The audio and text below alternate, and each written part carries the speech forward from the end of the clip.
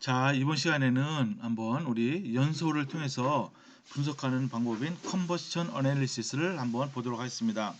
요즘은 이거 장치가 있는데요. 원래적으로 지금 모든 게 다 자동화가 됐습니다. 그래서 여러분들이 시료를 그냥 준비해서 그 기기에 집어넣고 결과를 기다리면 되는 거죠.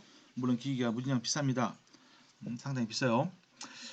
자, 이제 연소를 통해서 분석하는 것은 아주 오래전부터 개발이 됐습니다. 잘 보세요. 연소 분석은 뭐냐? 여러분 연소시키려면 뭐가 필요하죠? 산소가 필요하죠. 그러니까 높은 온도에서 이제 산소랑 결합을 시켜서 반응을 시켜서 그 이제 무게 변화를 통해서 이제 분석을 하는 건데 이때는 어떤 성분을 분석하냐? 탄소, 그죠? 또는 수소, 또는 산소, 뭐 질소, 황 이제 그런 성분을 분석하는데 아주 유용하게 이제 쓰이는 방법이고 상당히 이제 정확합니다. 이걸 이제 다른 말로 하면은 어 엘리멘트 어널리시스 이렇게 이제 얘기하기도 합니다. 잘 보십시오. 여기에 이제 시료가 있어요. 여기다 이제 백금 보트 모양으로 생긴 백금에다가 이걸 이제 집어넣은 다음에 이것을 가열합니다. 높은 온도에서 가열해요. 이때 이제 완전히 태워야 되기 때문에 산소를 한쪽에서 집어넣습니다. 그죠? 그런 다음에 이제 여기 일렉트릭 오븐을 통해요. 그래서 이제 여기서 이제 촉매 작용해서 이게 완전히 이제 타게 됩니다. 그래서 처음에 이제 통과시키는 요 물질이 뭐냐? P4O10 요거를 또는 마그네슘 이거는 뭡니까 이게 테트라포스플러스 이거는 테이니까 뭐죠? 데콕사이드 이렇게 부릅니다. 또는 마그네슘 퍼클로레이트 이걸 통과시키면 이것이 뭐냐면요 흡습제 이게 물을 잘 흡수합니다.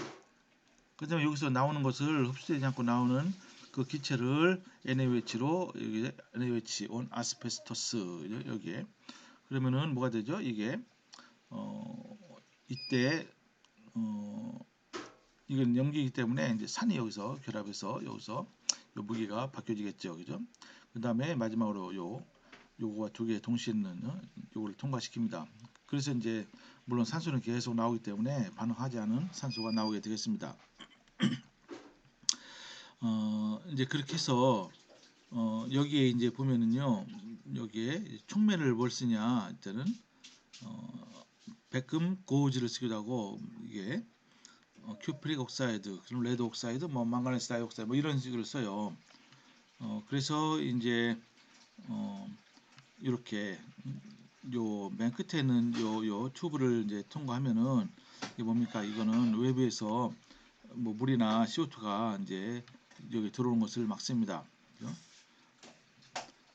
이런 식으로 일단은 개념 지역으로 알 수가 있는데 그래서 한번 보십시오. 한번 여기 이제 시료가 5.714mg 이걸 정밀하게 재서 여기다 집어넣고 한번 분석을 하는 겁니다. 그랬더니 이게 이제 분석을 했더니 여기 CO2가 어디죠? CO2는 여기서 잡히는 거죠. NaOH에서 CO2랑 이제 결합합니다. CO2는 산성을 띠고 여기 NaOH랑 결합을 해서 CO2가 완전히 흡수가 되는 겁니다. 그래서 이제 여기서 이제 나오는 이런 기체는 탄소는 CO2, 그죠? 수소는 H2O로 되기 때문에 이렇게 이제 나옵니다. 물론 산소 있죠, 그죠? 여기 시료 중에 그 산소는 나중에 처음에 이제 무게를 정확히 쟀기 때문에 탄소와 수소 양만 정확히 알면은 이거는 또 처음 요 무게에서부터 정확히 산소의 양을 알 수가 있습니다. 어쨌든 CO2가 무게의 증가로부터 14.414mg을 얻었고 또 물은 2.529mg이 얻었습니다. 그때 이제 원래 시료 중에 이 탄소의 몰수를 구하라 여기 있는 제시된 요 과정은요. 여러분 일반학 시간에 스토이키오메트리 배울 때 그때 많이 나왔습니다. 예제로다가 그죠? 이렇게 이제 이거를 태웠을 때 C와 H와 O로만 구성된 물질이 이렇게 이산화탄소는 이만큼 얻고 물은 또 이만큼 얻었다. 그죠? 그럴 때 전체 물질 중에 탄소와 수소와 산소의 비가 얼마냐 뭐 그런 문제를 여러분 많이 배웠을 겁니다. 그 문제랑 이거는 똑같은 문제예요, 사실은. 그래서 이제 탄소의 양을 먼저 구합니다. CO2 이게 이제 생성이 됐기 때문에 CO2의 그 분자량이 얼마입니까? 44.010g입니다. 이때는 가능한 한 유효수자를 많이 쓰는 게 좋아요. 그리고 CO2 얻어진 그 무게는 14.414mg이죠. 그러니까 어때요? 몰수. 이걸 구하면은 3.275 곱하기 10에 한해서 4승몰이다. 이때 이제 이거 어떻습니까? 탄소의 이때 웨이트 퍼센트는 얼마죠? 몰이니까, 그죠? 이걸 웨이트 퍼센트로 우리가 이제 바꿔야 되는 거죠. 원래 이제 여기 이만큼이 있잖아요. 이만큼이 5.714mg이 있고 샘플이. 그 다음에 이건 어떻게 구해야 되냐면은 이 여기 CO2 몰수가 이때는 CO2 분자 하나당 탄소가 하나가 있기 때문에 요 몰수가 즉 탄소의 몰수와 같죠. 곱하기 이 탄소의 원자량 12. 얼마죠? 01. 그죠? 왜냐면은 이게 이제 12가 아닙니다. 왜냐면은 동위원소 13짜리도 있으니까 이 곱한 게 바로 이거가 되는 겁니다. 그죠? 그래서 곱하기 100을 하면은 68.84%다. 그죠?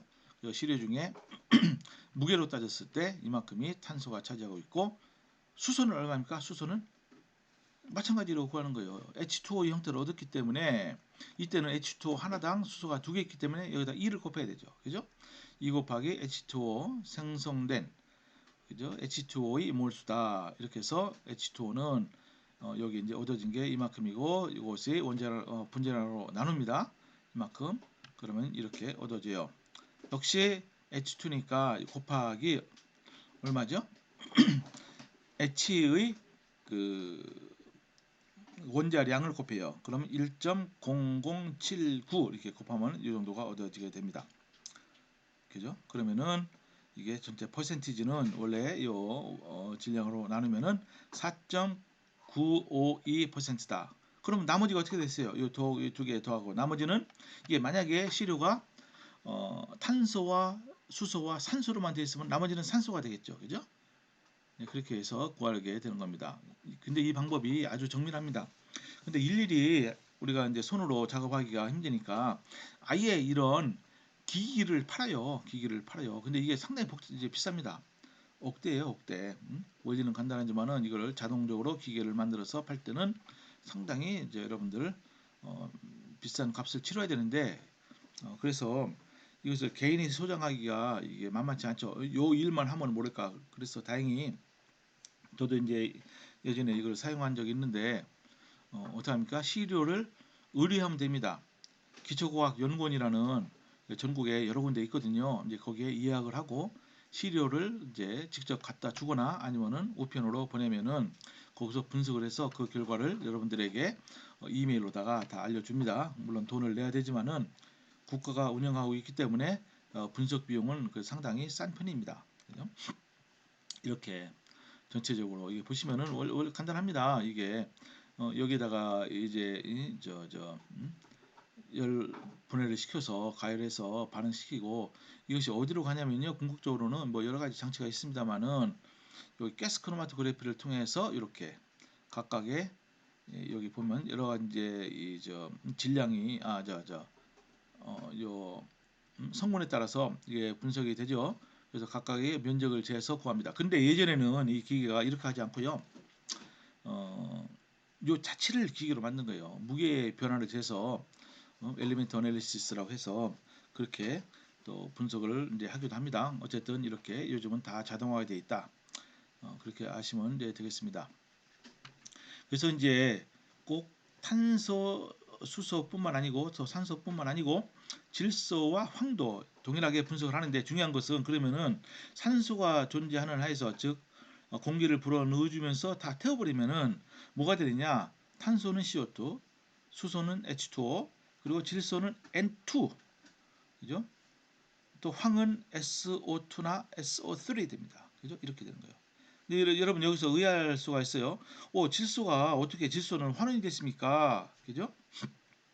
왜냐면요, 이게 가능해요. 이게 이 내부가 어떤 촉매를 쓰면요, 이제 화합물에 이제 붙어 있던 이 질소는 전부 다 N2로 우리가 만들 수가 있는 겁니다.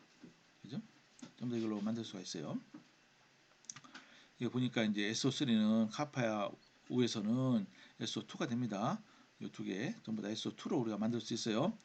여기 카파는 산소랑 결합하면은 이게 카파 옥사이드가 이제 되는 거죠. 그래서 이제 카파 옥사이드 이렇게 되면은 SO3 그죠? 설퍼 트리옥사이드랑 반응할 수 없으니까 이것을 다시 순수한 카파로 만들기 위해서는 여기다가 고온에서 수소 같은 걸 불어넣어주면은 여기서 산소가 H2O로 다 떨어져 나가게 됩니다. 그죠? 이런 식으로 분석을 할 수가 이제 있습니다. 반면에 산소는 어떻게 분석하느냐? 아까처럼 나머지가 다 산소다, 그죠? CHO로 된 그 물질은 탄소와 수소를 분석하고 나머지가 산소다 그렇게 생각하면 되는데 그렇지 않고 산소 자체를 분석할 수도 있어요. 잘 보시면요, 일단 시료를 산소가 있는 상태에서 없는 상태에서 이게 고온에서 분해를 시킵니다. 이런 걸 보고 열분해, 영어로는 파이롤리시스 이렇게 얘기합니다. 파이로 하면은 이게 이제 히라보에서 나온 겁니다. 헬라어에서. 그러니까 그리스에서 나온 거예요. 이제 피로 하면은 불이란 뜻이죠. 그래서 일단은 산소가 없는 상태에서 다 분해를 합니다. 그죠? 여러분 이 파이롤리시스 대표적인 게 뭡니까? 여러분 숯이죠, 숯. 그죠? 음식점 가면 이제 여러분 고기 구워 먹을 때 숯을 쓰는데 이 숯을 어떻게 만드냐면은 목재를 나무를 파이롤리시스 시킨 거예요. 즉 파이롤리시스 시키기 위해서는 산소가 들어가면 안 되죠. 산소가 들어가면 전부 다 홀라당 다 타서 전부 다 CO2와 H2로 거의 다 사라지니까, 그러니까 산소가 없는 상태에서 열 분해를 시키면은 숯이 된다. 그죠? 그런 다음에 이제 여기서 이 상태에서 가스가 나오게 됩니다. 그러면은 이거를 어디로 통과시키냐면은 이 니클라이즈드 카본, 이게 뭐냐면은 카본 표면에 니클을 입힌 겁니다. 그죠?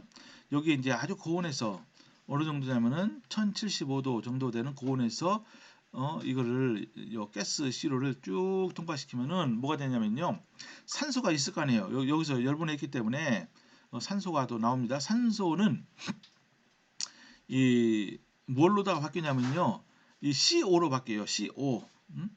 CO2가 아닙니다. 이게 중요한 겁니다. CO로 바뀌어요. 이 상태에서는. 그런 다음에 이제 acidic products are absorbed by NaOH. 그 나머지 것들은 산성인 성분들은 NaOH 용액에서 전부 다가 흡수가 됩니다. NaOH는 염기성이니까, 그죠? 그래서 나머지 CO만 우리가 알 수가 있는 거죠. 그죠? 그래서 이제 나머지 기체는 뭘로 합니까? 이걸 가스 크로마토그래프로 우리가 분리를 해서 분석을 하게 되는 겁니다. 그러면 CEO가 아주 정확하게 피크가 나오죠. 그죠? 그런 식으로 해서 분석이 가능하다. 이거는 산소를 분석할 때는 그렇게 한다 이거죠. 반면에 그 컴파운드가 할로전 원소를 포함하겠다. 즉 할로전 원소, 그러니까 이제 불소, 염소, 브로민, 그다음에 밑에가 뭐죠? 아이오딘, 뭐 그런 걸 포함하고 있으면은 어떻게 합니까? 이것도 연소를 하게 되면은 이 할로진 원소를 우리가 보통 X로 표시해야 되는 X. 이것은 HX라는 기체로 이게 기체가 형성이 됩니다. 그러니까 HX는 뭡니까? 일반적으로 산이죠, 산. 또는 이게 이제 할로진 원소는 일반적으로 은이온과 결합하면은 어떻게 되죠? 이게 침전이 되는 거죠. 침전이 되거나 아니면은 이제 쿨로미터라고 있어요. 쿨로미터. 이거는 이제 분석법 중에 하나인데, 이 전기 분석법 중에 하나입니다. 전하량을 우리가 측정해서 분석하는 이런 방법입니다. 어쨌든 할로젠 원소 분석은 이거를 연소를 시키는데, 그때 할로젠 원소는 HX가 된다. 그리고 이것은 뭡니까? 이게 이제 실버 이온으로 타이트레이션을 한다. 그러면은 우리 할로젠 원소도 정확하게 분석이 가능하다 이겁니다. 물론 이것은 무게 분석법은 아니고 이것은 연소 분석법에 속하는 겁니다. 그죠? 책에 있기 때문에 한번 설명을 이제 드렸습니다. 이런 식으로 해서 연소를 통해서 분석을 하면 얼마나 정밀하냐. 여기 보세요. 이 표가 이제 중요한 표인데, 이런 물질이 있어요. 톨루엔 4 설포나마이드라는 물질이 있어요. 이론적인 요 이제 화학식이 이렇게 되는데요. 이론적으로 보면은 탄소가 49.10%, 수소는 5.30, 질소는 8.18, 황은 18.73%인데 실제로 아주 정밀하게 연소 분석법으로 분석해 봤더니 어때요? 탄소는 49.1 플러스 마이너스 0.63, 아주 거의 똑같잖아요. 수소도 마찬가지고 질소, 그죠? 황. 그러니까 이 연소 분석법이 얼마나 정밀한지 여러분들 요 결과로서 알 수가 있죠. 그죠? 또 이제 또 다른 물질입니다. 이거 4-thiazolidine 카복실릭 애시드입니다. 보세요. 이게 실제 값과 아주 거의 정말로 놀랍도록 일치하잖아요. 그죠? 그래서 이제 mean uncertainty weight percent 하면 이렇게 0.47 weight percent 뭐 0.2 이렇게 이 정도 분석이면요. 정밀도면은 이거는 아주 엑셀런트한 겁니다. 그러니까 이제 여러분 무게 분석법 또는 연소 분석법이 굉장히 이제 참 간단하면서도 아주 결과가 좋다 이거를 알 수가 이제 있습니다. 일단 여기서 잠깐 멈추도록 하겠습니다.